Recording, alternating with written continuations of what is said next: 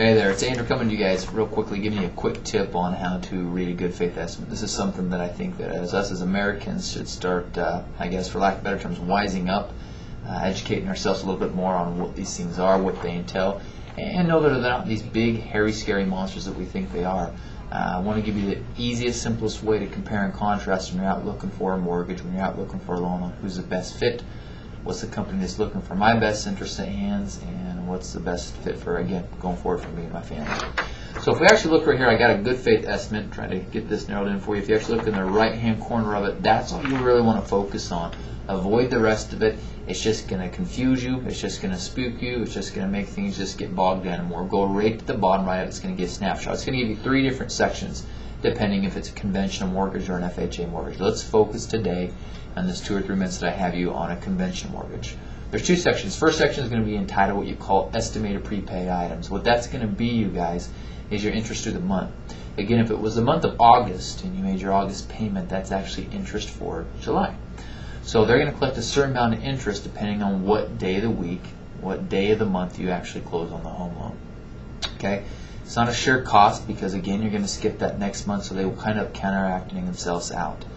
The second thing on there is your escrow account, depending if you're setting up an escrow or not. Again, this will be null and void if you're not setting up an escrow. It will be a lot smaller if you're avoiding that. But setting up an escrow account, you're going to have taxes, insurance, and a certain amount depending on investor to investor and bank to bank on how much they're going to collect in there.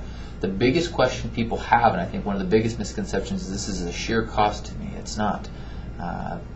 A lot of times when people refinance or restructure a mortgage or sell or so on and so forth, you're going to get back big chunks or big portions of that monies.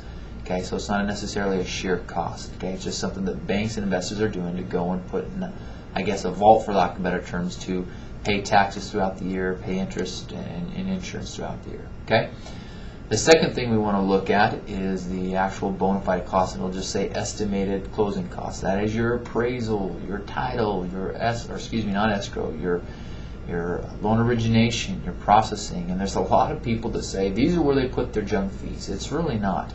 A lot of the fees, guys, what you're going to find, a lot of them are investor and most state regulated. A lot of the title insurance is either done by a lawyer in specific states or title and escrow companies. They're going to navigate and tell you what the specific cost is on there, what it costs to close with their title company.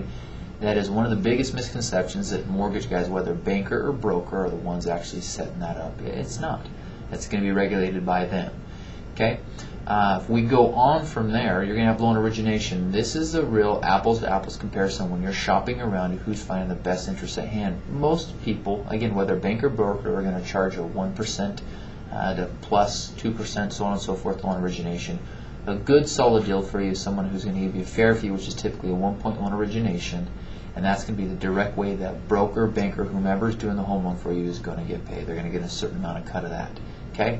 You go on, you have a fee called underwriting. That's for the underwriting, the actual underwriting at the bank, underwriting at the company to get that loan approved.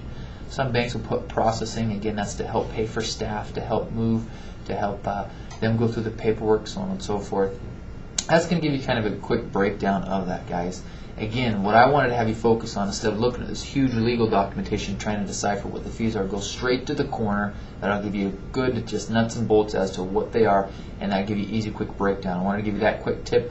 Look for more information, more videos for us to help you guys understand. So, for lack of better terms, we don't go through the situation we've gone through the last 3 or 4 years with the debacle in the mortgage industry. The more education, the more better.